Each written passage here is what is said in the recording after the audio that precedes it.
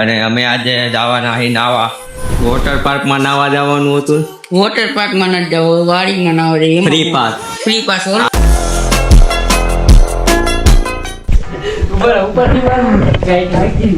વાણિયા તો હમણાં મારે યોગાત તો કાર્યો મારવાનો